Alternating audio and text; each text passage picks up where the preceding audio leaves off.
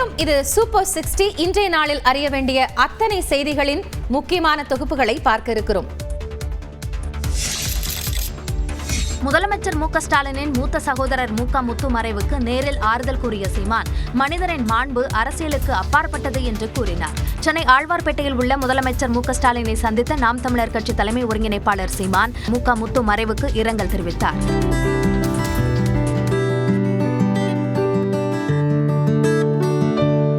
பின்னர் செய்தியாளர்களை சந்தித்த சீமான், மனித மாண்பு வேறு, அரசியல் கோட்பாடு வேறு என்று கூறினார். இங்கே சாதிய தீண்டாமையை விட கொடுமையா அரசியல் தீண்டாமை இருக்கு. உங்களுக்கு புரியுதுன்னு நினைக்கிறேன். ஒரு தேவேந்திரர் வீட்டு பெண்ணை ஒரு தேவர் வீட்டு பையன் திருமணம் செஞ்சுக்கிற முடியும், வாழ்ந்துட முடியும். ஒரு இந்து வீட்டு பொண்ணை ஒரு இஸ்லாமிய பையன் திருமணம் செஞ்சு வாழ்ந்துட முடியும். ஆனால் அதிமுக மாவட்ட செயலாளர் மகளை திமுக மாவட்ட செயலாளர் மகனுக்கு கல்யாணம் பண்ணி கொடுக்க முடியுமான்னு யோசிப்பாரு. அரசியலுக்கு அப்பாற்பட்ட மனித மாண்பும் பண்பும். அந்த அடிப்படையில் இப்போ அந்த வீட்டு இழப்புங்கிறது நம்ம வீட்டு இழப்பு. அதுக்கு அந்த துயரத்தை நான் அவங்களோட அருகில் இருந்து பகிர்ந்து கொண்டு செல்றேன். தமிழ்நாட்டில் உள்ள அரசியல் இறுக்கத்தை தளர்த்த வேண்டும் என்றும் அவர் குறிப்பிட்டார். இந்த நீண்ட நேரம் வெயிலில் பசியோட நின்னபோது மயங்கி விழுந்துட்டேன். அப்போ எனக்கு உடனே அழைச்சி உடம்ப கவனமாக பார்த்துக்கிறது இல்லையா, ஹெவியாக இருக்கிறதுன்னு அன்பா விசாரிச்சேன். அதுக்கப்புறம் அப்பா விஜயுடன் ஒற்றை கருத்து இருக்கும் என்று எண்ணியதாகவும், ஆனால் பாதை மாறிவிட்டதால் அவருடன் பேச வேண்டிய அவசியம் இல்லாமல் போனதாகவும் சீமான் கூறினார். ஆட்சியில் பங்கு கொடுக்க அதிமுக ஏமாளி இல்லை என அக்கட்சியின் பொதுச் செயலாளர் எடப்பாடி பழனிசாமி பேசிய நிலையில் அவர் திமுகவுக்குத்தான் பதிலளித்துள்ளதாக பாஜக மாநில தலைவர் நயினார் நாகேந்திரன் விளக்கம் அளித்துள்ளார். அதிமுக பாரதிய ஜனதா கூட்டணியில் ஆட்சியில் பங்கு கொடுப்பாங்கன்னு திரு ஸ்டாலின் அவர்களே, நாங்கள் ஒன்றும் ஏமாளி அல்ல. அதிமுக பெரும்பான்மை இடங்களிலே வெற்றி பெற்று தனி பெரும் ஆட்சி அமைக்கும். எங்களுக்கு கூட்டணி வேணா வேணும், வேணானா வேண்டாம், எதை பற்றியும் கவலைப்படல. அவர் சொன்னது அந்த நோக்கம் அல்ல. நீங்கள் ப்ரெஸ்ஸில் எது கேட்பீங்க எனக்கு நல்லா தெரியும். அதுன்னா திமுக காரங்க அவங்கள தூண்டி எப்படி கேட்குறாங்க அப்படின்னா, நீங்கள் அடகு வச்சுட்டு போயிடுவீங்க, பாரதிய ஜனதா கபலீகரம் பண்ணிடும் அப்படின்னு சொல்லி அந்த பேசுனதுக்கு அவருடைய பதிலை தெரிவித்திருக்காரே தவிர இதில் உள்ளர்த்தமோ உள்நோக்கமோ எதுவும் இல்லை. நான் காலையிலே தொலைபேசியில் அண்ணா நீ பேசினேன். இதில் உள்நோக்கமோ எந்த அர்த்தமும் கிடையாது. பரபரப்பான அரசியல் சூழலில் இன்று தொடங்கும் மழைக்கால கூட்டத்தொடர் ஆகஸ்ட் 21ஆம் தேதி வரை நடைபெறவுள்ளது. பரபரப்பான அரசியல் சூழலுக்கு மத்தியில் நாடாளுமன்ற மழைக்கால கூட்டத்தொடர் இன்று தொடங்க உள்ளது. வரும் ஆகஸ்ட் 21ஆம் தேதி வரை நடைபெறவுள்ள இந்த கூட்டத்தொடரில் 8 மசோதாக்களை அறிமுகம் செய்ய மத்திய அரசு திட்டமிட்டுள்ளது. குறிப்பாக தேசிய விளையாட்டு நிர்வாக சட்ட மசோதா, புவியியல் பாரம்பரிய தடங்கள் மற்றும் புதை படிவங்கள் பாதுகாப்பு மசோதா, தேசிய ஊக்க மருந்து தடுப்பு மசோதா உட்பட 8 மசோதாக்களை அறிமுகம் செய்ய உள்ளது. இதேபோல் கடந்த கூட்டத்தொடரில் அறிமுகம் செய்யப்பட்டு நாடாளுமன்ற கூட்டுக்குழுவிற்கு அனுப்பப்பட்ட வருமான வரி மசோதா இந்த கூட்டத்தொடரில் நிறைவேற்றப்படும் என எதிர்பார்க்கப்படுகிறது. மேலும் மணிப்பூரில் குடியரசுத் தலைவர் ஆட்சியை நீடிக்க நாடாளுமன்றத்தின் ஒப்புதலை மத்திய அரசு கோர இருப்பதாகவும் தகவல் வெளியாகியுள்ளது. டெல்லியில் நீதிபதி யஷ்வந்த் வர்மா வீட்டில் கட்டுக்கட்டாக பணம் பறிமுதல் செய்யப்பட்ட விவகாரத்தில் அவரை பதவி நீக்கம் செய்யவும் தீர்மானம் கொண்டுவரப்பட உள்ளது. சுதந்திர தினம், ரக்ஷாபந்தன் கொண்டாட்டங்களுக்காக ஆகஸ்ட் 12 முதல் 18ஆம் தேதி வரை நாடாளுமன்ற கூட்டத்திற்கு இடைவெளி விடப்படும் நிலையில் மொத்தம் 21 அமர்வுகளாக கூட்டத்தொடரை நடத்த திட்டமிட்டுள்ளது. ஆபரேஷன் சிந்தூர் குறித்து நாடாளுமன்றத்தில் விவாதிக்க தயாராக இருப்பதாக நாடாளுமன்ற விவகாரத்துறை அமைச்சர் கிரண் ரிஜிஜு தெரிவித்துள்ளார். நாடாளுமன்ற மழைக்கால கூட்டத்தொடரை சுமூகமாக நடத்துவது குறித்து ஆலோசிக்க நேற்று டெல்லியில் அனைத்து கட்சி கூட்டம் நடைபெற்றது. இதில் பெகல்காம் தாக்குதல், இந்தியா பாகிஸ்தான் மோதலின் போது அமெரிக்க அதிபர் டிரம்பின் தலையீடு, பீகாரில் மேற்கொள்ளப்படும் வாக்காளர்கள் பட்டியல் சிறப்பு திருத்தம் உள்ளிட்டவை குறித்து விவாதிக்க வேண்டும் என காங்கிரஸ் தரப்பில் வலியுறுத்தப்பட்டது. கூட்டத்திற்கு பின்னர் செய்தியாளர்களை சந்தித்த திமுக மக்களவை குழு தலைவர் TR பாலு, தொகுதி மறுசீரமைப்பு பிரச்சனையை நாடாளுமன்றத்தில் என குறிப்பிட்டார். முறைப்படி நடத்தினாங்களோ அவங்களுக்கெல்லாம் அவங்களுடைய பாராளுமன்ற உறுப்பினருடைய நம்பர் குறைஞ்சிரும். அப்படி குறைஞ்சா 4 ஸ்டேட் 5 ஸ்டேட் பாதிக்கப்படும். இதேபோன்று கீழடி விவகாரத்தை நாடாளுமன்றத்தில் எழுப்புவோம் என கூட்டத்தில் கலந்து கொண்ட அதிமுக MP தம்பிதுரை தெரிவித்தார். Tamil Nadu Keezhadi, that is the rich culture of Tamil Nadu, Tamil culture and everything has come. But why the central government failed to release it? On ADMK part is very particular. Edapadi Pal is very particular. See that This has to be released. இந்நிலையில் operation Sindoor போன்ற முக்கியமான பிரச்சனைகளுக்கு பதிலளிக்க மத்திய அரசு தயாராக இருப்பதாக அமைச்சர் கிரண் ரிஜிஜு கூறியுள்ளார். We will discuss under certain rules, certain procedure. எதிர்க்கட்சிகள் வசம் ஏராளமான கேள்விகள் இருப்பதால் நாடாளுமன்றத்தில் விவாதங்கள் அனல் பறக்கும் என எதிர்பார்க்கப்படுகிறது. நாமக்கல் மாவட்டம் குமாரபாளையத்தைச் சேர்ந்த அக்காவும் தம்பியும் கடன் பிரச்சனையால் சிறுநீரகத்தை விற்றது அம்பலமாகியுள்ளது. நாமக்கல் மாவட்டத்தில் ஏழைகளை குறிவைத்து சிறுநீரகம் பறிக்கப்பட்டது அம்பலமான நிலையில் இது தொடர்பான விசாரணையில் பல்வேறு திடுக்கிடும் தகவல்கள் வெளிச்சத்திற்கு வந்த வண்ணமுள்ளன. குமாரபாளையத்தைச் சேர்ந்த கட்டட தொழிலாளியான பெண் ஒருவர் கமலா மைக்ரோ பைனான்ஸ் என்ற நிதி நிறுவனத்தில் அதிக வட்டிக்கு 4 லட்சம் ரூபாய் கடன் வாங்கியதாகவும் அதனை அடைக்க முடியாத நிலை ஏற்பட்டதால் நிதி நிறுவனத்தினர் வீட்டிற்கு வந்து தகாத வார்த்தைகளில் திட்டியதாகவும் கூறுகிறார். இதனால் வேறு வழியின்றி தனது சிறுநீரகத்தை விற்று அந்த கடனை அடைத்ததாக தெரிவித்துள்ளார். மேலும் அவரது தம்பியும் கடன் பிரச்சனையில் சிக்கியதால் சிறுநீரகத்தை விற்று கடனை அடைத்ததாகவும் கூறியுள்ளார். ஒரே குடும்பத்தைச் சேர்ந்த இருவர் சிறுநீரகங்களை விற்று கடனை அடைத்தது பெரும் அதிர்ச்சியை ஏற்படுத்தியுள்ளது.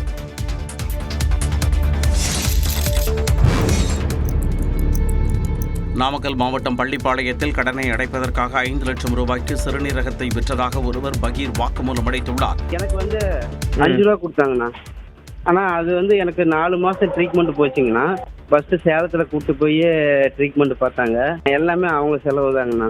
சிறுநீரகத்தை விற்பனை செய்தால் நடவடிக்கை பாயும் என காவலர்களும் மருத்துவர்களும் எச்சரித்த போதும் கடன் பிரச்சனை தாங்க முடியாததால் பொய் சொன்னதாக கிட்னியை விற்றவர் குறிப்பிட்டுள்ளார். டிஎஸ்பிலாம் பார்த்தா அங்கே போய் அங்கே சார் கேட்டாப்புல அங்கே இருக்கிறீங்களா எல்லாத்தையும் கேட்டார். காசுக்கோசரம் கொடுக்குறீங்களாப்பா, இல்லை காசுக்கோசரம் கொடுக்குறமா இருந்தால் சொல்லுங்கள், கேஸ் போட்டு எல்லாத்தையும் உள்ளே வச்சுருவேன். அப்புறம் அங்கே போய் டாக்டர்கிட்ட போய் கேட்டோம். அவங்க அதாவது காசுக்கோசரம் பண்ணுறமா இருந்தால் நான் பண்ண மாட்டேன், இல்லைப்பா நீங்கள் ஏதாவது சொந்தக்காரர் மூலிமா உங்கள் அண்ணனுக்கோ உங்கள் அம்மாவுக்கோ கொடுக்குறதா இருந்தால் சொல்லு, நான் பண்ணுறேன். நான் நாமக்கல் சுற்று வட்டாரத்தில் சிறுநீரகத்தை விற்பனை செய்வதற்கு பலர் தன்னை அணுகுவதாக கூறியுள்ள அவர் தற்பொழுது நரக வேதனையை அனுபவிப்பதாகவும் வேதனை தெரிவித்துள்ளார். மதுரை ஆதீனத்திடம் சென்னை சைபர் கிரைம் காவலர்கள் 1 மணி நேரம் விசாரணை நடத்தினர்.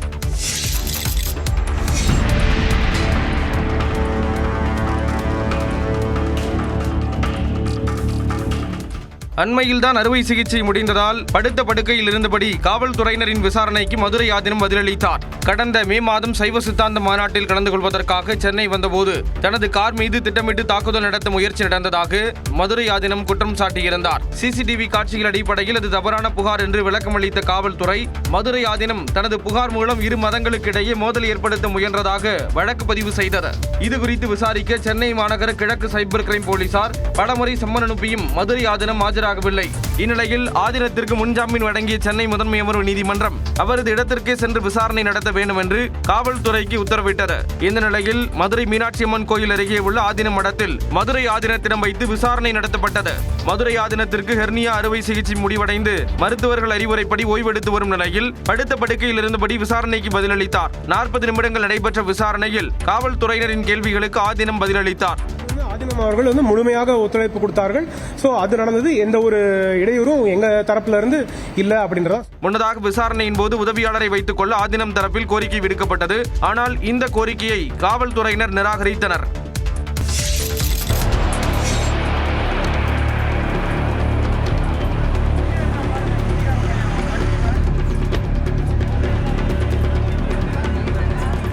சென்னை பெங்களூரு நெடுஞ்சாலையில் கிருஷ்ணகிரி அருகே 10 வாகனங்கள் அடுத்தடுத்து மோதிய கோர விபத்தில் 3 பேர் உயிரிழந்தனர். குருவரப்பள்ளி அருகே சென்ற சரக்கு லாரி முன்னால் சென்ற லாரி மீது மோதியது. கட்டுப்பாட்டை இழந்த அந்த லாரி மோதியதில் முன்னே சென்று கொண்டிருந்த 2 கார், மினி சரக்கு லாரிகள், அரசு பேருந்து, 2 இருசக்கர வாகனங்கள் உட்பட 10க்கும் மேற்பட்ட வாகனங்கள் அடுத்தடுத்து மோதி விபத்துக்குள்ளாகின.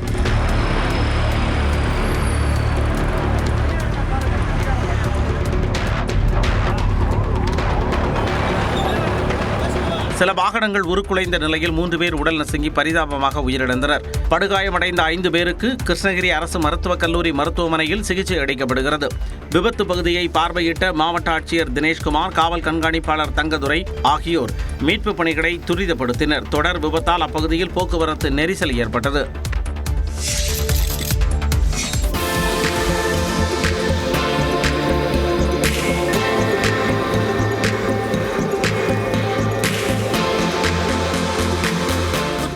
சாரல் திருவிழாவையொட்டி லேசர் விளக்கொளியில் மின்னிய இந்த மெயினருவியை சுற்றுலா பயணிகள் கண்டுகளித்தனர். தென்காசி மாவட்டம் குற்றாலத்தில் சீசன் காலம் என்பதால் நாள்தோறும் சுற்றுலா பயணிகளின் எண்ணிக்கை அதிகரித்து வருகிறது. அவர்களை மேலும் மகிழ்விக்கும் நோக்கில் 8 நாட்களுக்கு சாரல் திருவிழா நடைபெறவுள்ளது. இதனையொட்டி வண்ண லேசர் விளக்கொளியில் மின்னிய மெயினருவியை சுற்றுலா பயணிகள் மெய்மறந்து ரசித்தனர்.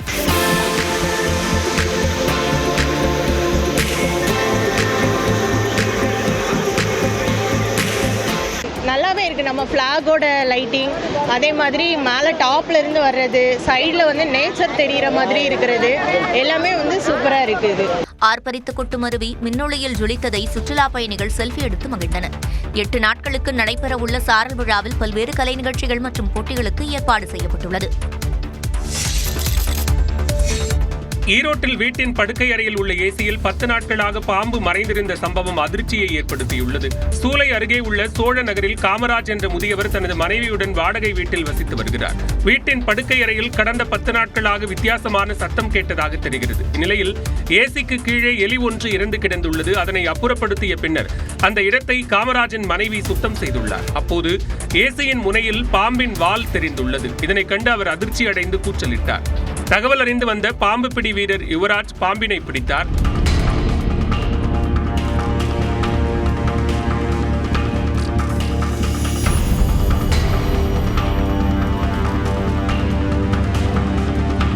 பத்து நாட்களாக வீட்டில் 7 அடி நீள பாம்பு இருந்தது தெரியாமல் முதிய தம்பதி அங்கு இருந்த சம்பவம் அதிர்ச்சியை ஏற்படுத்தியுள்ளது.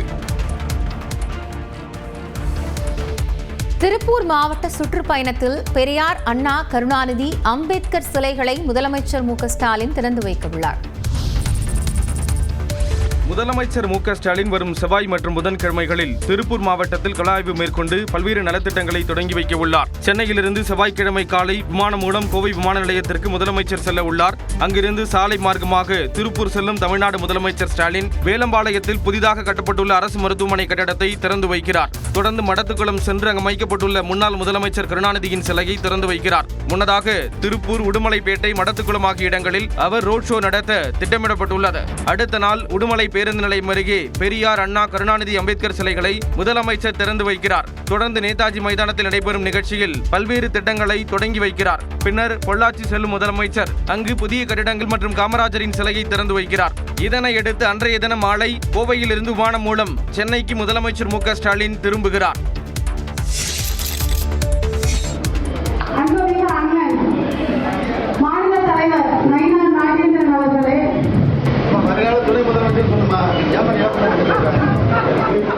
கூட்டணி ஆட்சி என்ற வார்த்தை அதிமுக பாஜக கூட்டணியில் சலசலப்பை ஏற்படுத்தி வரும் நிலையில் பாஜக நிர்வாகியின் இந்த பேச்சு அக்கட்சியின் மாநில தலைவரையே கொஞ்சம் பதற வைத்தது.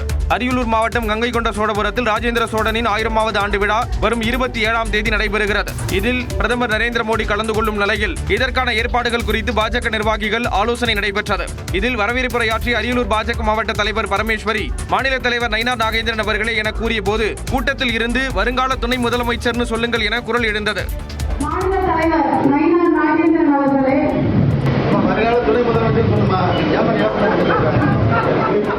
இதனையடுத்து வருங்கால துணை முதலமைச்சர் நயினார் நாகேந்திரன் அவர்களே என பரமேஸ்வரி கூறினார். இதனை கேட்டு பதறிப்போன நயினார் நாகேந்திரன் அப்படியெல்லாம் கூறக்கூடாது என்று அறிவுறுத்தினார்.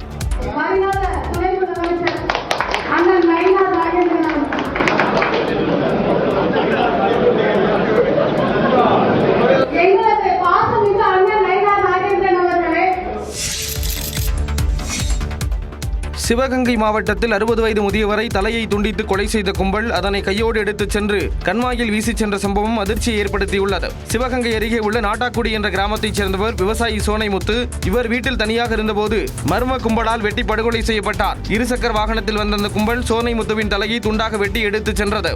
இதையடுத்து சோனைமுத்துவின் தலையை 50க்கும் மேற்பட்ட போலீசார் தேடி வந்த நிலையில் சிவகங்கை நீதிமன்றம் அருகே உள்ள கண்மாயில் தலை கண்டெடுக்கப்பட்டது. சிவகங்கை மாவட்ட எஸ்பியாக சிவபிரசாத் பொறுப்பேற்ற சில மணி நேரத்தில் இந்த கொலை அரங்கேறிய நிலையில் சம்பவ இடத்தை நேரில் பார்வையிட்டு அவர் விசாரணை நடத்தினார். மேலும் கொலையாளிகளை பிடிக்க தனிப்படைகளை அமைத்து எஸ்பி சிவபிரசாத் உத்தரவிட்டார். மடப்புரம் கோயில் காவலாளி அஜித்குமார் கொலை தொடர்பாக சிவகங்கையில் சிபிஐ அதிகாரிகள் விசாரணை நடத்தி வரும் நிலையில் இந்த கொலை சம்பவம் மேலும் அதிர்வலைகளை ஏற்படுத்தியுள்ளது.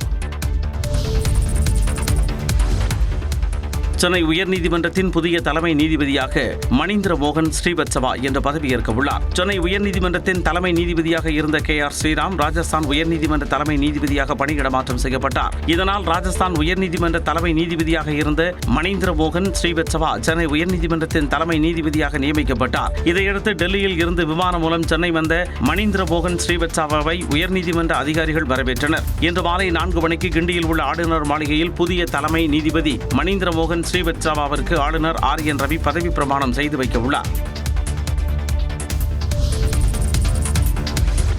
நீலகிரி, தென்காசி, தேனி, கோவை மாவட்டங்களில் இன்று கனமழைக்கு வாய்ப்பு இருப்பதாக வானிலை ஆய்வு மையம் தெரிவித்துள்ளது.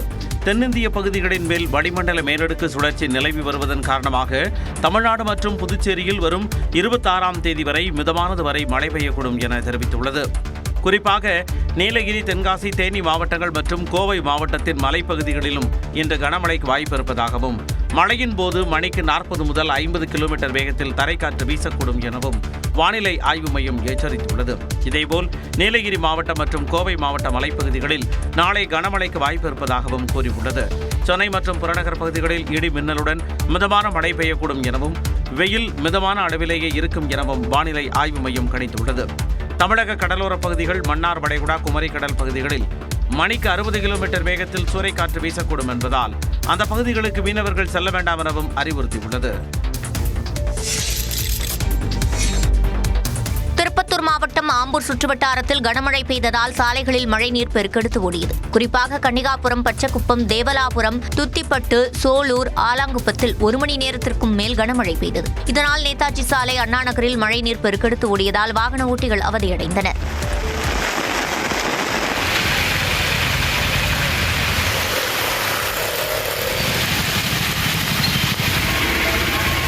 இதேபோன்று ராணிப்பேட்டை மற்றும் அதன் சுற்றுவட்டார பகுதிகளில் நேற்றிரவு இடிமின்னலுடன் கூடிய மிதமான மழை பெய்தது. ஆற்காடு, வாலாஜாபேட்டை, கலவை, திமிரி, விஷாரம், சோளிங்கர், நெமிலி, பணப்பாக்கம் ஆகிய இடங்களில் காற்றுடன் மழை பெய்தது. இதனால் அப்பகுதியில் வெப்பம் தணிந்து குளிர்ச்சியான சூழல் நிலவியது.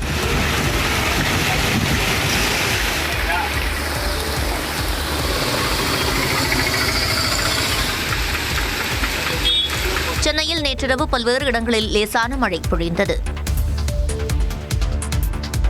கர்நாடக மாநிலம் தர்மஸ்தலாவில் 20 ஆண்டுகளாக பெண்கள் ஏராளமானோர் காணாமல் போனது பற்றி விசாரணை நடத்த உத்தரவிடப்பட்டுள்ளது. கர்நாடக மாநிலம் தர்மஸ்தலாவில் நூற்றுக்கணக்கான பெண்கள் கொன்று புதைக்கப்பட்டதாக புகார்கள் எழுந்துள்ள நிலையில் இதுகுறித்து விசாரிக்க சிறப்பு புலனாய்வு குழு அமைக்கப்பட்டுள்ளது. தட்சிண கன்னடாவில் உள்ள தர்மஸ்தலாவில் மஞ்சுநாதர் கோவில் அமைந்துள்ளது. இந்த கோயிலில் தூய்மை பணியாளராக பணியாற்றிய பெண் ஒருவர் அந்த கோயிலுக்கு சொந்தமான இடத்தில் நூற்றுக்கணக்கான பெண்கள் பாலியல் வன்கொடுமை செய்யப்பட்டு கொன்று புதைக்கப்பட்டிருப்பதாக புகார் அளித்தார். இது தொடர்பாக நீதிமன்ற உத்தரவின்படி புகார்தாரர் மற்றும் கிராம நிர்வாக அதிகாரி முன்னிலையில் நேத்ராவதி ஆற்றின் அருகே தோண்டிய போது சில சடலங்கள் கண்டெடுக்கப்பட்டன. தொடர்ந்து பெண்கள் காணாமல் போனது தொடர்பாக புகார்கள் அடுத்தடுத்து வரும் நிலையில் இதுகுறித்து சிறப்பு விசாரணை குழு அமைத்து விசாரிக்க மகளிர் ஆணையம் வலியுறுத்தியிருந்தது. இந்நிலையில் இந்த புகார்கள் தொடர்பாக விசாரணை நடத்த சிறப்பு புலனாய்வு குழுவை அமைத்து கர்நாடக அரசு உத்தரவிட்டுள்ளது. தர்மஸ்தலாவில் கடந்த 20 ஆண்டுகளாக பெண்கள் காணாமல் போனது, கொலை செய்யப்பட்டது, பாலியல் வன்கொடுமை வழக்குகள் ஆகியவை தொடர்பாக முழுமையான விசாரணை நடத்த உத்தரவிடப்பட்டுள்ளது.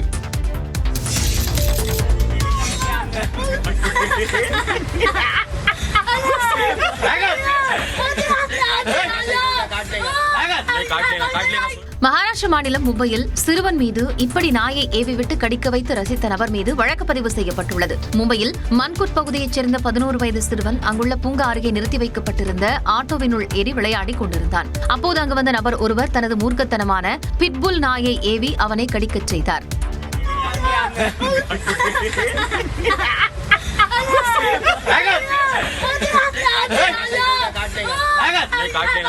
சிறுவனின் கன்னத்தை கடித்து குதறிய நாய் அவனது சட்டையை கவ்வி பிடித்தது. இதனால் பதறிப்போன சிறுவன் கதறி அழுதான். ஆனால் நாயின் உரிமையாளர் சிறுவனை காப்பாற்ற உதவி செய்யாமல் சிறுவனின் கதறலை பார்த்து ரசித்தார்.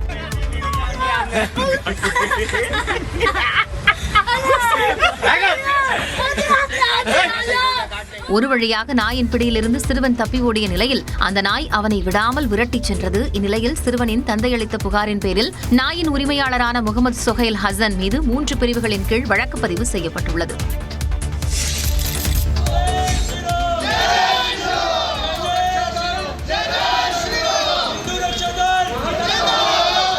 இப்படி இந்துத்துவ அமைப்புகள் சென்று நடத்திய தகராறால் சிக்கன் உணவுகளுக்கு பெயர் போன KFC நிறுவனத்தின் கடை ஒன்று சைவத்துக்கு மாறியுள்ளது. உத்தராகண்டின் கௌமுகா அல்லது ஹரித்வார் சென்று அங்குள்ள கங்கை நதியில் நீரை எடுத்து தோளில் சுமந்து வந்து சிவன் கோயில்களில் அபிஷேகம் செய்யும் கன்வர் யாத்திரை ஆண்டுதோறும் ஜூலை 11 தொடங்கி 23ஆம் தேதி வரை நடைபெறுவது வழக்கம். அந்த வகையில் உத்தரப்பிரதேசம் வழியாக பக்தர்கள் ஏராளமானோர் கன்வர் யாத்திரை மேற்கொண்டுள்ள நிலையில் அப்பகுதிகளில் அசைவம் மற்றும் அது சார்ந்த உணவுகளை விற்க இந்துத்துவ அமைப்புகள் எதிர்ப்பு தெரிவித்து வருகின்றன. இந்த நிலையில் காசியாபாத்தில் உள்ள KFC உணவகத்தை மூட வலியுறுத்தி சில நாட்களுக்கு முன்பு சுமார் 50க்கும் மேற்பட்டோர் தகராறில் ஈடுபட்டதுடன் ஊழியர்களுக்கு மிரட்டல் விடுத்தனர். பின்னர் கடையை இழுத்து மூடி அத்துமீறலில் ஈடுபட்டனர். இதனால் அச்சுறுத்தலுக்கு பயந்து அந்த கடையில் சைவ உணவுகள் மட்டுமே தற்காலிகமாக விற்கப்படும் என்று KFC அறிவித்துள்ளது. இந்தோனேஷியாவில் சொகுசு கப்பலில் தீப்பிடித்த நிலையில் 284 பேர் பாதுகாப்பாக மீட்கப்பட்டனர்.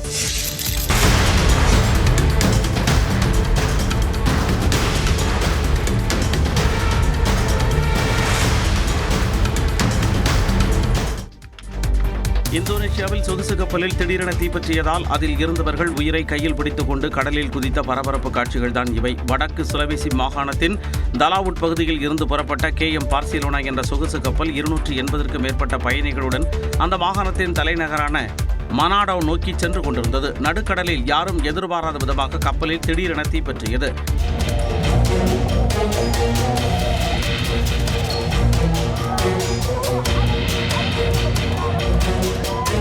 இதனால் செய்வதறியாது திகைத்த பயணிகள் லைஃப் ஜாக்கெட்டுகளை அணிந்து கொண்டு பெண்கள், முதியவர்கள் என அனைவரும் உயிரை கையில் பிடித்துக் கொண்டு கடலில் குதித்து தத்தளித்தனர்.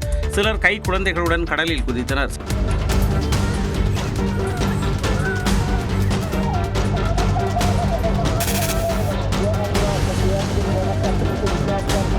சம்பவ இடத்திற்கு விரைந்த அந்த நாட்டு கடற்படையினர் பயணிகள் மற்றும் பணியாளர்கள் என 284 பேரை பாதுகாப்பாக மீட்டனர். எனினும் இந்த தீ விபத்தில் சிக்கி கர்ப்பிணி உட்பட 5 பேர் உயிரிழந்தனர். காயம் காரணமாக இங்கிலாந்துக்கு எதிரான கடைசி 2 டெஸ்ட் போட்டிகளில் இந்திய அணி வீரர் நிதிஷ்குமார் ரெட்டி இடம்பெற மாட்டார் என்று தகவல் வெளியாகியுள்ளது. இங்கிலாந்தில் சுற்றுப்பயணம் மேற்கொண்டுள்ள இந்திய கிரிக்கெட் அணி 5 போட்டிகளை கொண்ட டெஸ்ட் தொடரில் விளையாடி வருகிறது. இதில் 2-1 என்ற கணக்கில் இங்கிலாந்து அணி முன்னிலை பெற்ற நிலையில் 4வது டெஸ்ட் போட்டி நாளை மறுநாள் தொடங்க உள்ளது. இந்நிலையில் இந்திய அணியின் ஆல்ரவுண்டரான நிதிஷ்குமார் ரெட்டிக்கு உடற்பயிற்சியின் போது முழங்காலில் காயம் ஏற்பட்டதாக தெரிகிறது. இதனால் அவர் எஞ்சியுள்ள போட்டிகளில் விளையாட மாட்டார் என்று தகவல் வெளியாகியுள்ளது. ஏற்கனவே வேகப்பந்து வீச்சாளர்கள் ஆகாஷ்தீப், அர்ஷ்தீப் சிங் ஆகியோர் காயம் காரணமாக அணியில் இடம்பெறுவதில் சந்தேகம் எழுந்துள்ளது. இதன் காரணமாக இந்திய அணியில் சென்னை சூப்பர் கிங்ஸ் அணி வீரர் அன்ஷுல் கம்போட் சேர்க்கப்பட்டிருக்கும் நிலையில் தற்போது நிதிஷ்குமார் ரெட்டியும் காயமடைந்திருப்பது இந்திய அணிக்கு பின்னடைவாக அமைந்துள்ளது. கும்மிடிப்பூண்டி சிறுமி பாலியல் வன்கொடுமை வழக்கில் குற்றவாளியின் புதிய வீடியோவை காவலர்கள் வெளியிட்டுள்ளனர். திருவள்ளூர் மாவட்டம் கும்மிடிப்பூண்டி அருகே சிறுமி பாலியல் வன்கொடுமை வழக்கில் தேடப்படும் குற்றவாளியின் புதிய CCTV காட்சிகளை வெளியிட்டுள்ள காவல்துறை அந்த நபர் குறித்த தகவல் தெரிவிக்க செல்போன் எண்ணையும் அறிவித்துள்ளது. கும்மிடிப்பூண்டி அருகே 8 வயது சிறுமி பாலியல் வன்கொடுமை செய்யப்பட்ட வழக்கில் CCTV காட்சிகள் கிடைத்து 10 நாட்களாகியும் குற்றவாளி இதுவரை சிக்கவில்லை. இந்நிலையில் செங்காடு நமச்சிவாயபுரத்தில் உள்ள தனியார் தொழிற்சாலை வளாகத்தில் வடக்கு மண்டல IG அஸ்ரா கர்க் தலைமையிலான ஆலோசனை கூட்டம் நடைபெற்றது. அப்போது கடலூர், திருவள்ளூர், காஞ்சிபுரம், திருவண்ணாமலை மாவட்டங்களைச் சேர்ந்த சைபர் கிரைம் போலீசார் உதவியுடன் குற்றவாளியை நெருங்கி வருவதாக IG-யிடம் காவல்துறை அதிகாரிகள் விளக்கமளித்தனர். குற்றம் நடந்த தினத்தன்று 3 செல்போன் டவர்களில் பதிவான செல்போன் எண்களை சேகரித்து அதனை பகுப்பாய்வு செய்யும் பணி முடுக்கிவிடப்பட்டுள்ள நிலையில் சிறுமி வன்கொடுமை வழக்கில் தேடப்படும் குற்றவாளியின் புகைப்படம் அடங்கிய புதிய CCTV காட்சியை காவல்துறை வெளியிட்டுள்ளது.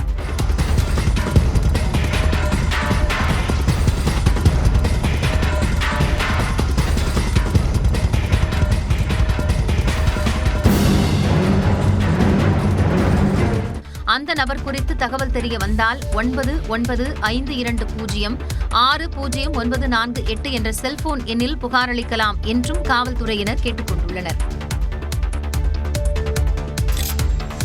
கடலூர் மாவட்டத்திலிருந்து ரஷ்யாவுக்கு மருத்துவம் படிப்பதற்காக சென்ற மாணவரை உக்ரைன் போருக்கு அனுப்ப அந்த நாடு முடிவு செய்துள்ள விவகாரம் பெரும் அதிர்வலைகளை ஏற்படுத்தியுள்ளது. காட்டுமன்னார்கோயில் அடுத்துள்ள பாளையங்கோட்டை கீழப்பாதையைச் சேர்ந்த சரவணனின் மகன் கிஷோர் ரஷ்யாவில் மருத்துவம் படிக்கச் சென்ற கிஷோர் எடப்பாடியைச் சேர்ந்த நிதிஷ் என்ற மாணவருடன் இணைந்து பகுதி நேரமாக கூரியர் நிறுவனத்தில் வேலை செய்து வந்துள்ளார். அப்போது தடை செய்யப்பட்ட பொருளை விநியோகித்ததாக கூறி இருவரையும் ரஷ்ய காவல்துறை கடந்த 2023ஆம் ஆண்டு கைது செய்தது. அவர்களை விடுவிக்க மத்திய அரசு மூலம் கிஷோரின் பெற்றோர் நடவடிக்கைகள் எடுத்து வருகின்றனர். இந்த நிலையில் கிஷோர் மற்றும் நிதிஷை உக்ரைன் போரில் ஈடுபடுத்த ரஷ்ய அதிகாரிகள் கையெழுத்து வாங்கியதாக தெரிகிறது. ரூம்ல வந்து மூடி வச்சிருவோன்னு சொல்லிட்டு மிரட்டுறாங்க. நீ சைன் போட்டு தான் ஆகணுன்ற மாதிரி சொல்றானுங்க. எனக்கு என்ன பண்றேன்னு தெரியல. மேபி வார்க்கு அமுச்சு விட்றாங்கன்ற மாதிரி தான் தோணுது. மண்டே இல்லைன்னா சண்டே என்ன பண்றதுன்னு தெரியலப்ப எனக்கு. மகனை போருக்கு அனுப்ப வேண்டாம் என கிஷோரின் தாய் கண்ணீர் மல்க கோரிக்கை விடுத்துள்ளார். போன் பேசுவாங்க, வாருக்கு அனுப்ப ட்ரை பண்றாங்க, டார்ச்சர் பண்றாங்க, ரூம்ல வச்சு அடைச்சு வைக்கிறாங்க, கையெழுத்து போட சொல்றாங்க எல்லா ஃபார்ம்லயும் சொல்லி. இந்த விஷயத்தில் மத்திய அரசும் மாநில அரசும் தலையிட்டு உரிய தீர்வு காண வேண்டும் என்பதே பெற்றோரின் கோரிக்கையாக உள்ளது. சென்னையை அடுத்த எண்ணூர் கொசஸ்தலை ஆற்றில் எண்ணெய் கழிவுகள் மிதப்பது அதிர்ச்சியை ஏற்படுத்தியுள்ளது. இதனால் நீர்வளங்கள் பாதிக்கப்படுவதோடு தங்களுக்கு தலைவலி, தோல் பாதிப்பு ஏற்படுவதாக பொதுமக்கள் வேதனையுடன் தெரிவித்துள்ளனர். வாரத்தில் 3 நாள் 4 நாள் தண்ணி கலராக மாறும். நீல கலரில் வரும், பழுப்பு நிறத்தில் வரும், மஞ்சள் கலரில் வரும். எல்லாமே அதோட கழிவுகள் தான். அதனால் நிறைய உடல் பாதிப்பு தான் ஏற்படுது. சொரிசிரங்கு அந்த மாதிரி தோல்வியாதி நிறைய வருது இந்த பகுதியில். மக்கள் மீனவர்களால் மீன் பிடிக்க போகும்போது இது என்ன ஆயிடுச்சுன்னா, இப்போ நம்ம தொழில் பண்ண போகிறோன்னா, இப்போ ஒரு 1000 ரூபாய் சம்பாதிக்கணும்னா அந்த மருத்துவ செலவுக்கு ஒரு 500 ரூபாய் செலவாயிடுது. அது சுவாசிச்சாவே தலைவலி, மூச்சு திணறலாம் நிறைய இருக்குது. இந்த மஞ்சள் கலர் தண்ணி என்ன ஆயிடுதுன்னா ஃபுல்லாக படிவமாக அப்படியே ஆற்று ஓரத்தில் படிஞ்சு இங்கே இருக்கிற ஆற்றுக்குள்ளே இருக்கிற அந்த பூச்சி வகைங்கள்லாம் நிறைய இறந்து போகுது. அதில் இருக்கிற மீனுங்கள்லாம் வந்து ரொம்ப நோய்வாய்ப்பட்டு அங்கங்கே புண்ணாக அப்படி மாறிடுது உடம்பெல்லாம். அதாவது அது என்ன நோய் நம்மளுக்கு தெரியல. இந்த விவகாரத்தில் நிரந்தர தீர்வு காண வேண்டும் என அரசுக்கு அவர்கள் கோரிக்கை வைத்துள்ளனர். மக்களாட்சியில் துணைநிலை ஆளுநருக்கு அதிக அதிகாரம் இருப்பது நிர்வாகத்தில் குழப்பத்தை ஏற்படுத்துவதாக புதுச்சேரி முதலமைச்சர் ரங்கசாமி வேதனை தெரிவித்துள்ளார். புதுச்சேரியில் என்ஆர் காங்கிரஸ் கட்சியின் உறுப்பினர் சேர்க்கை நிகழ்ச்சி நடைபெற்றது.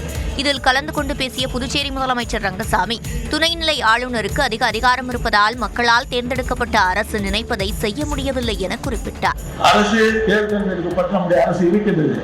ஆனால் அதிகாரம் என்பது ஆளுநரிடம் இருப்பதுதான் உண்மை. இது யாரும் மறுக்க முடியாது. எதையும் நாம் செய்ய வேண்டும் என்றால் ஆளுநர் அவர்கள் ஒப்புதல் தர வேண்டியது மிக மிக அவசியமான ஒன்று. அப்போ அந்த ஒப்புதல் இல்லை என்றால், ஒப்புதல் காலம் என்றால் நம்முடைய எண்ணங்கள் விரைவாக நிறைவேற்றப்படாது, நிறைவேற்ற முடியாது. அது தடங்கள் ஏற்படும், குழப்பங்கள் ஏற்படும். மக்கள் நல திட்டங்களை விரைந்து செயல்படுத்த வேண்டும் என்றால் புதுச்சேரிக்கு மாநில அந்தஸ்து மிக அவசியம் என்று அவர் கூறினார்.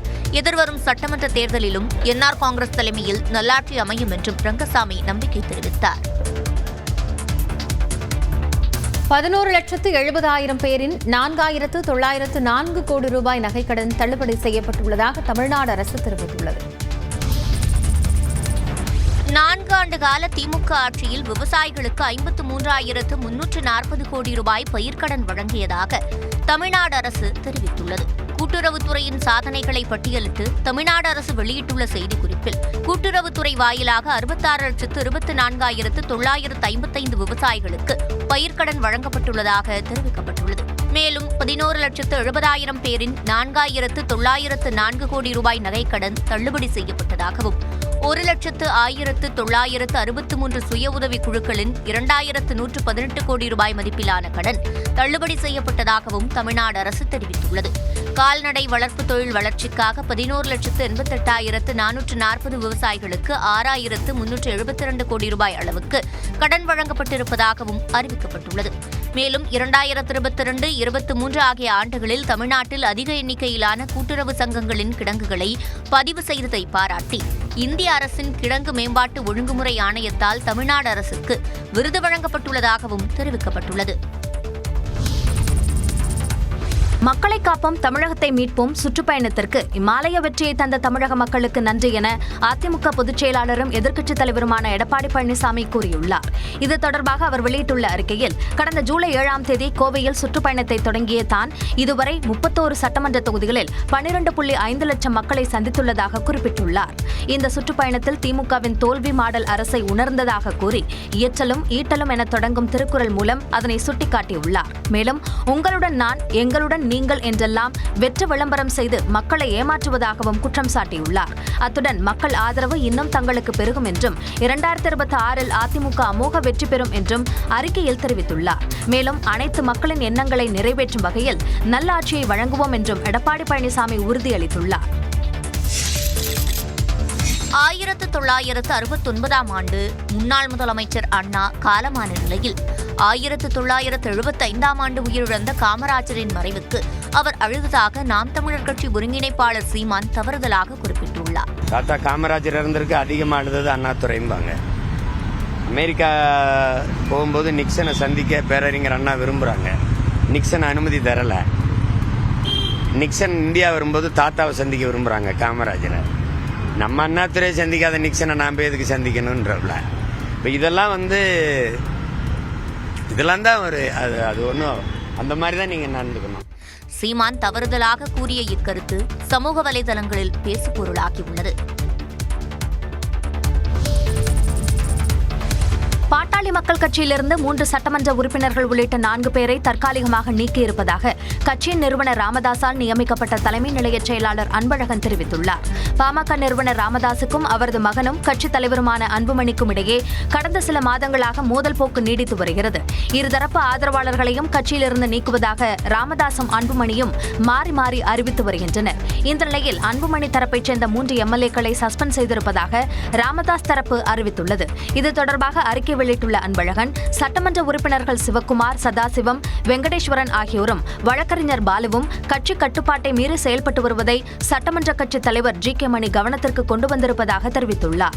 அதன்படி அவர்கள் மீது விரிவாக விசாரணை நடத்த வேண்டியிருப்பதால் 4வரும் கட்சியின் உறுப்பினர் பொறுப்பிலிருந்து தற்காலிகமாக இடைநீக்கம் செய்யப்படுவதாக தெரிவித்துள்ளார். மேலும் விசாரணை குழு முன்பு ஆஜராகி விளக்கம் அளிக்க வேண்டியுள்ளதால் கட்சி தொடர்பாக அவர்களுடன் தொண்டர்கள் தொடர்பு வைத்துக் கொள்ளக்கூடாது என்றும் அன்பழகன் கேட்டுக் கொண்டுள்ளார்.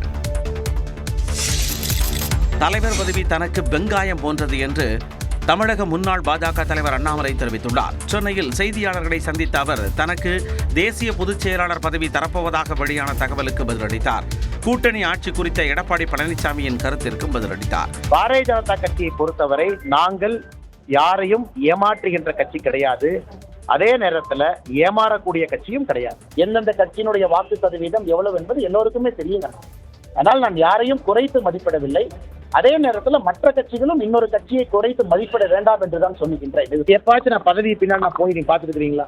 மாநில தலைவர் பதவியே வெங்காய பதவியில் தான் நான் சொல்லியிருக்கிறேன். ஏன்னா உரிச்சு பார்த்தீங்கன்னா உள்ள ஒண்ணுமே இருக்காதுன்னு. நம்ம வேலையை நம்ம செய்வோம் தலைவா, ஆண்டவர் இருக்கா நடத்தி காட்டுற நேரத்தில் அவன் நடத்தி. முன்னதாக ஈரோட்டில் நிகழ்ச்சி ஒன்றில் பேசிய அண்ணாமலை எம்ஜிஆர் ஜெயலலிதாவை புகழ்ந்து பேசினார். பாஜக மாநில தலைவராக இருந்தபோது அதிமுக தலைவர்களை அண்ணாமலை விமர்சித்ததால் கூட்டணி முறிந்ததாக கூறப்பட்ட நிலையில் அக்கட்சி தலைவர்களை தற்போது அண்ணாமலை புகழ்ந்து பேசியது கவனம் பெற்றது.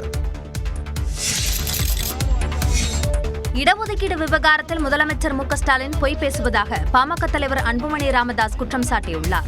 வன்னியர் சமுதாய மக்களுக்கு 10.5 விழுக்காடு இடஒதுக்கீடு வழங்க வலியுறுத்தி விழுப்புரத்தில் அன்புமணி தலைமையில் பாமக சார்பில் கண்டன ஆர்ப்பாட்டம் நடைபெற்றது.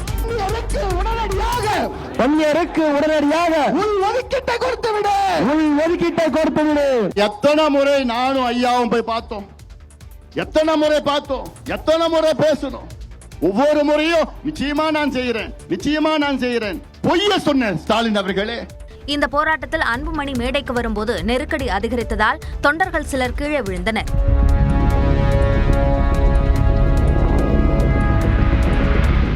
மேலும் பாமக கண்டன ஆர்ப்பாட்டத்தின் போது திமுகவின் பதாகைகளை தொண்டர்கள் கிழித்ததால் சிறிது நேரம் பரபரப்பு ஏற்பட்டது. இந்த நிலையில் விழுப்புரம் தைலாபுரத்தில் வன்னியர் சங்கத்தின் 46வது ஆண்டு தொடக்க நாளையொட்டி கொடியை ஏற்றி வைத்த ராமதாஸ் அன்புமணியின் போராட்டம் குறித்த கேள்விக்கு பதிலளித்தார். போராட்டம் அதுக்காக எல்லா இடத்துலையும் நடத்தணும், எல்லாரும் நடத்தணும் சொல்றோம். போராட்டம் யார் செய்தாலும் வாழ்த்துக்கள் தான்.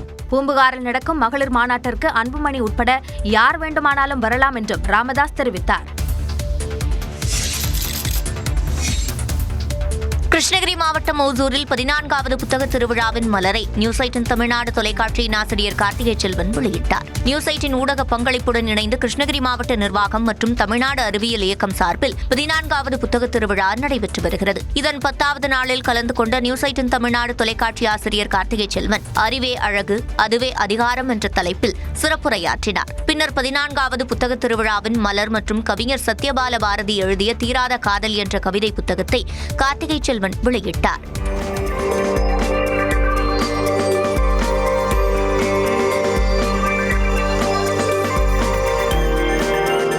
இந்நிகழ்ச்சியில் ஏராளமான மாணவ மாணவிகள் கலந்து கொண்டனர். உதகை அருகே பைக்கார அருவியில் தண்ணீர் பெருக்கெடுத்துள்ளது சுற்றுலா பயணிகளை கவர்ந்துள்ளது.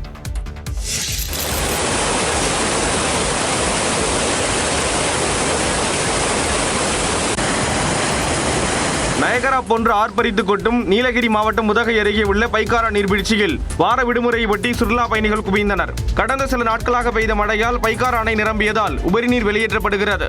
இதனால் பைக்காரா நீர்வீழ்ச்சியில் தண்ணீர் ஆர்ப்பரித்து செல்கிறது. இந்த நிலையில் பசுமையான மலைகள் மற்றும் பள்ளத்தாக்குகளுக்கு இடையே பாய்ந்தோடும் அருவியின் அழகினை வியந்து ரசித்த சுற்றுலா பயணிகள் அருவி ஓரம் நின்று விதவிதமாக செல்ஃபி எடுத்து மகிழ்ந்தனர்.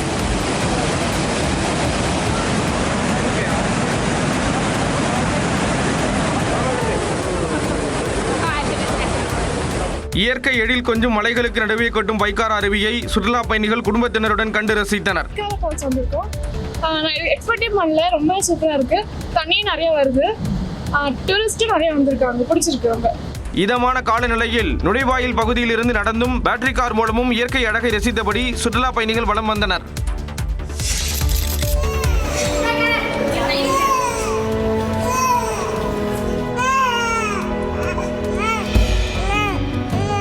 கேட்கும் போதே நெஞ்சை பதற வைக்கும் வகையில் புதுக்கோட்டை மாவட்டத்தில் பிறந்து 3 மாதங்களே ஆன குழந்தையின் தலையை குரங்கு கடித்த சம்பவம் நடந்துள்ளது. கரம்பக்குடி அருகே தீதான் விடுதி கிராமத்தைச் சேர்ந்தவர் சண்முகம். இவருக்கு 3 மாதத்திற்கு முன்பு குழந்தை பிறந்தது. இந்த நிலையில் குழந்தை அனன்யாவை தொட்டிலில் போட்டுவிட்டு தாய் வீட்டு வேலையை கவனித்துக் கொண்டிருந்ததாக கூறப்படுகிறது. அப்போது குரங்கு ஒன்று வீட்டிற்கு உள்ளே புகுந்து குழந்தை அனன்யாவின் தலையில் கடித்துவிட்டு சென்றது. குழந்தை தொட்டில தூங்கிட்டு இருந்துச்சு, குரங்கு கடிச்சிருக்கு. இதேபோல சுக்கிரன் விடுதியில் சில நாட்களுக்கு முன்பு வீட்டு தொட்டியில் தூங்கிக் கொண்டிருந்த 3 மாத ஆண் குழந்தை அதியனையும் குரங்கு கடித்ததில் இடது தொடையில் காயம் ஏற்பட்டது. பிள்ளைங்களை கடிச்சு விடுதுங்க. பக்கத்தில் சுக்கிரன் விடுதி பிள்ளைகளையும் ஒரு பிள்ளைய கடிச்சு ரொம்ப சீரியஸாக கொண்டாந்து சேர்த்துருக்கு. அதே மாதிரி அனன்யா மகளையும் கொண்டாந்து இன்னைக்கு தான் கொண்டாந்து சேர்த்தான். குழந்தைகள் முதல் பெரியவர்கள் வரை விரட்டி விரட்டி குரங்குகள் கடித்து வருவதால் அவற்றை கட்டுப்படுத்த நடவடிக்கை எடுக்க வேண்டும் என்றும் அப்பகுதியினர் கோரிக்கை விடுத்துள்ளனர். கரூர் மாவட்டம் குளித்தலை அரசு மருத்துவமனையில் சிகிச்சைக்கு அனுமதிக்கப்பட்டிருந்த மனைவியை கணவனே கத்தியால் குத்தி கொலை செய்த சம்பவம் அதிர்ச்சியை ஏற்படுத்தியுள்ளது. குளித்தலை அருகே பட்டவர்த்தி பகுதியை சேர்ந்த விஸ்ருத் ஸ்ருதி தம்பதிக்கு 2 குழந்தைகள் உள்ளன. கணவன் மனைவி இடையே அடிக்கடி தகராறு ஏற்பட்டு வந்ததாக தெரிகிறது. இந்த நிலையில் நேற்றிரவு இருவருக்கும் இடையே கடும் வாக்குவாதம் ஏற்பட்டுள்ளது. அப்போது மனைவி ஸ்ருதியை விஸ்ருத் கடுமையாக தாக்கியுள்ளார். இதில் படுகாயமடைந்த ஸ்ருதியை அக்கம்பக்கத்தினர் மீட்டு குளித்தலை அரசு மருத்துவமனையில் அனுமதித்தனர். அரசு மருத்துவமனை முதல் தளத்தில் குளுக்கோஸ் ஏற்றப்பட்ட நிலையில் ஸ்ருதி மயக்கத்தில் இருந்ததாக தெரிகிறது. அப்போது அந்த அறைக்குள் நுழைந்த விஸ்ருத் ஸ்ருதியை கழுத்து உள்ளிட்ட இடங்களில் சரமாரியாக குத்திவிட்டு தப்பினார். இதில் படுகாயமடைந்த ஸ்ருதி சம்பவ இடத்திலேயே பரிதாபமாக உயிரிழந்தார். தகவல் அறிந்து வந்த டிஎஸ்பி செந்தில்குமார் நேரில் ஆய்வு செய்து விசாரணை மேற்கொண்டார். தலைமறைவாக உள்ள விஸ்ருத்தை காவல்துறையினர் வலைவீசி தேடி வருகின்றனர்.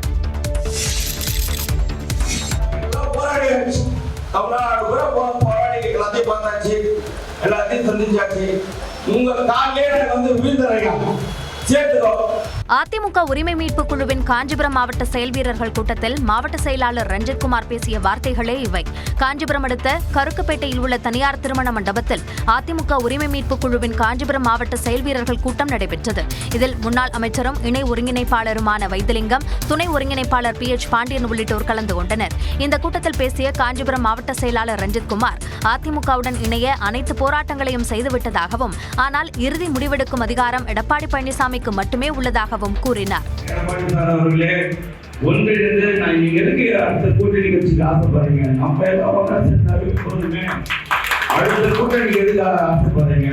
அதிமுகவில் ஓ பன்னீர்செல்வத்தை இணைத்துக் கொள்ளாவிட்டால் 2026 சட்டமன்ற தேர்தலில் அதிமுக தென் மாவட்டங்களில் வெற்றி பெற வாய்ப்பில்லை என்றும் ரஞ்சித்குமார் கூறினார். கள்ளக்குறிச்சி மாவட்டம் திருக்கோவிலூர் அருகே கார் டயர் வெடித்து விபத்திற்குள்ளானதில் 5 பேர் உயிரிழந்த சம்பவம் சோகத்தை ஏற்படுத்தியுள்ளது. திருக்கோவிலூரில் இருந்து திருவண்ணாமலை நோக்கி விழுப்புரம் ஆயுதப்படை காவலரான மாதவன் என்பவர் தனது குடும்பத்தினருடன் காரில் சென்று கொண்டிருந்தார். அத்திப்பாக்கம் அருகே அவர்களது கார் சென்றபோது திடீரென காரின் டயர் வெடித்ததாக தெரிகிறது. இதில் கட்டுப்பாட்டை இழந்த கார் சாலை ஓர பள்ளத்தில் கவிழ்ந்து விபத்திற்குள்ளானது. இந்த விபத்தில் காரில் பயணம் செய்த ஆயுதப்படை காவலர் மாதவனின் குடும்பத்தினர் சங்கீதா, சுவா, தனலட்சுமி, ராகவேந்திரன் உட்பட 5 பேர் உயிரிழந்தனர். மாதவன் உள்ளிட்ட 4 பேர் படுகாயமடைந்த நிலையில் அவர்கள் திருவண்ணாமலை மருத்துவக் கல்லூரி மருத்துவமனையில் சிகிச்சைக்காக அனுமதிக்கப்பட்டனர்.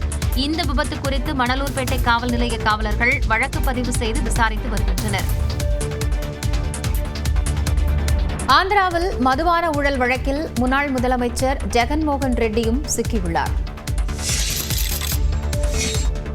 ஆந்திராவில் 3500 கோடி ரூபாய் மதுபான ஊழல் வழக்கில் அம்மாநில முன்னாள் முதலமைச்சர் ஜெகன்மோகன் ரெட்டி மாதம் 60 கோடி ரூபாய் வரை லஞ்சம் பெற்றதாக குற்றப்பத்திரிகையில் தெரிவிக்கப்பட்டுள்ளது. ஆந்திர மாநிலத்தில் ஜெகன்மோகன் ரெட்டி தலைமையிலான YSR காங்கிரஸ் ஆட்சி காலத்தில் 3500 கோடி ரூபாய்க்கு மதுபான ஊழல் நடைபெற்றதாக குற்றச்சாட்டு எழுந்தது. இது தொடர்பாக ஜெகன்மோகன் ரெட்டிக்கு நெருக்கமானவராக கருதப்படும் YSR காங்கிரஸ் MP மிதுன் ரெட்டியிடம் 7 மணி நேரம் விசாரணை நடத்திய சிறப்பு விசாரணை குழுவினர் அவரை கைது செய்தனர். இந்நிலையில் மதுபான ஊழல் வழக்கு தொடர்பாக சிறப்பு விசாரணை குழு விஜயவாடா நீதிமன்றத்தில் 305 பக்க குற்றப்பத்திரிகையை தாக்கல் செய்துள்ளது. இதில் ஜெகன்மோகன் ரெட்டியின் பெயர் குற்றவாளியாக குறிப்பிடப்படவில்லை.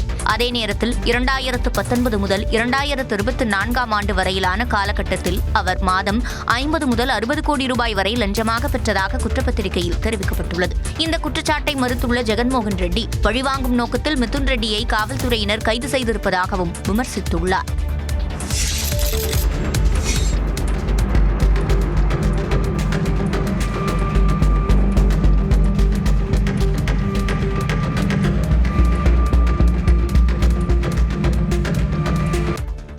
மகாராஷ்டிரா மாநிலத்தின் விவசாயத்துறை அமைச்சர் சட்டமன்றத்தில் செல்போனில் ரம்மி விளையாடியதாக வீடியோ வெளியாகி சர்ச்சையாகியுள்ளது.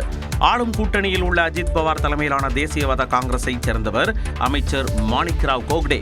இவர் சட்டமன்ற கூட்டத்தொடரின் இடையே செல்போனில் ரம்மி விளையாடி கொண்டிருந்ததாக ஒரு வீடியோ வெளியானது.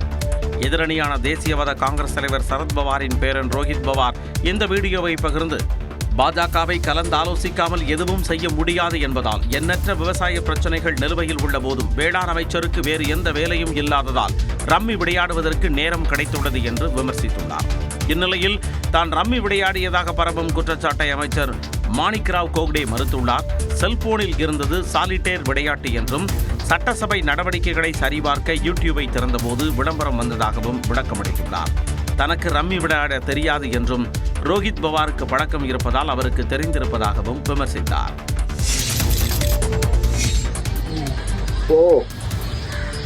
हमारी सोसाइटी के अंदर आया. This is a rat snake actually non venomous है but you have to be very careful. अगर कई बार தனது வீட்டுக்குள் புகுந்த பாம்பை வெறும் கைகளால் பிடித்து நடிகர் சோனு சூட் பத்திரமாக அப்புறப்படுத்தினார். தமிழில் நெஞ்சினிலை, சந்திரமுகி, ஒஸ்தி உள்ளிட்ட படங்களில் வில்லன் கதாபாத்திரங்கள் மூலம் மிரட்டிய நடிகர் சோனு நிஜத்தில் அவ்வப்போது ஏழை எளிய மக்களுக்கு பல்வேறு உதவிகளை செய்து கவனம் ஈர்த்து வருகிறார். இந்த நிலையில் மும்பையில் உள்ள தனது அடுக்குமாடி குடியிருப்புக்குள் புகுந்த பாம்பை சோனு சூட் வெறும் கைகளால் லாபகமாக பிடித்தார். हमारी सोसाइटी के अंदर आया. This is a rat snake actually non venomous है but you have to be very careful. अगर कई बार अपनी सोसाइटीज में आते हैं तो प्रोफेशनल्स को जरूर बुलाओ. இந்த வீடியோவை தனது சமூக வலைதளத்தில் பகிர்ந்து கொண்ட அவர் அது ஒரு சாரை பாம்பு என்றும் அதற்கு விஷத்தன்மை கிடையாது என்றும் தெரிவித்தார். அதே நேரத்தில் பாம்புகள் குறித்து மக்கள் விழிப்புடன் இருக்க வேண்டும் என்றும் வீடுகளுக்குள் நுழையும் பாம்புகளை பிடிக்க நிபுணர்களை மட்டுமே அழைக்க வேண்டும் என்றும் அறிவுறுத்தினார். முதலமைச்சரும் ஒருங்கே இருக்கக்கூடிய ஒரு வாய்ப்பை பெற்ற காரணத்தால் நான் நேரத்தை வேண்டுமானாலும் குறைத்துக் கொள்ள தயாராக இருப்பேனே ஒழிய இந்த துறைக்கான நிதி ஒதுக்கீட்டை குறைத்துக் கொள்ள தயார் இல்லாத ஒரு நிதியமைச்சராக தொழில் அமைச்சராக நான் இருப்பேன் என்கின்ற உறுதிமொழியை நான் உங்களுக்கு தெரிவிக்க விரும்புகிறேன். தொல்லியல் துறைக்கும் நிதித்துறைக்கும் அமைச்சராக இருப்பது குறித்து தங்கம் தென்னரசு நகைச்சுவையாக தெரிவித்த கருத்துதான் இது. தொல்லியல் கழகம் பாண்டிய நாட்டு வரலாற்று ஆய்வு மையம் சார்பில் தொல்லியல் கழகத்தின் 33வது ஆண்டு கருத்தரங்கம் மற்றும் 35வது ஆவணம் இதழ் மற்றும் திசையாயிரம் நூல் வெளியீட்டு விழா மதுரையில் நடைபெற்றது. இதில் பங்கேற்று பேசிய தொல்லியல் துறை அமைச்சர் தங்கம் தென்னரசு கடந்த 4 ஆண்டுகளில் தொல்லியல் துறையில் மாபெரும் மறுமலர்ச்சி ஏற்பட்டுள்ளது என்றார். தமிழ்நாட்டிலே கல்வெட்டுகளை கல்வெட்டிலேயே புதிய கண்டுபிடிப்புகளை நாம் இதில் அடைந்திருக்கக்கூடிய உயரங்களை அனைவருக்கும் தெரிவிக்கக்கூடிய வகையில் ஒரு தேசிய கருத்தரங்கம் தமிழ்நாட்டிலே மிக விரைவில் நாம் நடத்த இருக்கிறோம். 30 லட்சம் ரூபாய் செலவில் அகழாய்வுக்கு கொடுக்கும் முக்கியத்துவத்தை அதில் இருக்கக்கூடிய கல்வெட்டியல் மற்றும் நாணயத்துறைக்கும் தமிழ்நாடு அரசு அளித்து வருவதாக தங்கம் தென்னரசு கூறினார்.